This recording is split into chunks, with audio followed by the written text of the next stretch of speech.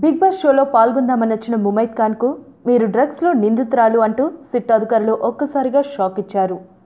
ఆ దెబ్బతో అమ్మడు మీడియా ముందుకొచ్చి నేనే తప్పు చేయలేదని గోడు వెళ్లబోసుకుంది. మీరు తప్పు చేశారో లేదో మేం తేలుస్తామని సిట్ అధికారులు 27వ తారీఖు హాజరు కావాలని తేల్చి చెప్పేశారు. అయినా బిగ్ బాస్ షో చేయడానికి అగ్రిమెంట్ ఉన్నందున ఆ షోలో పాల్గొంది. ఆ షోలో ముమైత్ ఖాన్ వచ్చిరాని తెలుగు భాషతో టీఆర్పీ రేటింగ్ పెంచుతూ షోను ముందుకు నడిపిస్తున్నారు. కానీ షో నిబంధనల ప్రకారం ఎలిమినేట్ అయితే తప్ప ఎవరు షో నుండి బయటకు వెళ్ళలేరు. ఇలాంటివి ఏమైనా ముందే జరుగుతాయని ముందే ఊహించిన మా టీవీ యాజమాన్యం 12 మందికి బదులుగా 14 మందిని తీసుకుంది.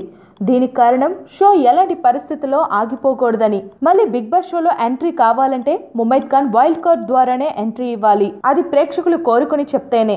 అయితే ముమైత్ ఖాన్ ముందుగా డ్రగ్స్ కేసులోంచి బయటపడాలి. డ్రగ్స్ కేసులో విచారణలో ఉన్న ముమైత్ తను బయటపడాలంటే అప్రూవల్గా మారాలి. సిట్ అధికారులకు కెల్విన్తో ఉన్న సంబంధాలేంటో చెప్పి తీరాలి. డ్రగ్స్ మూలాలు ఇంకా ఎక్కడెక్కడ ఉన్నాయో సిట్ అధికారులు పకడ్బందీగా సాక్ష్యాధారాలతో ముమైత్ ఖాన్ను విచారిస్తున్నారు. ముమైత్ ఖాన్ అప్రూవల్గా మారితే చాలా మంది జీవితాలు జైలు పాలు కావాల్సి ఉంటుంది. తనకు లైఫ్ ఇచ్చిన పూరి జగన్నాథ్ని కాపాడుతుందో లేదో వేచి చూడాలి. సో ఫ్రెండ్స్, ఇలాంటి మరిన్ని అప్డేట్స్ కోసం కీప్ వాచింగ్ భారత్ లైవ్.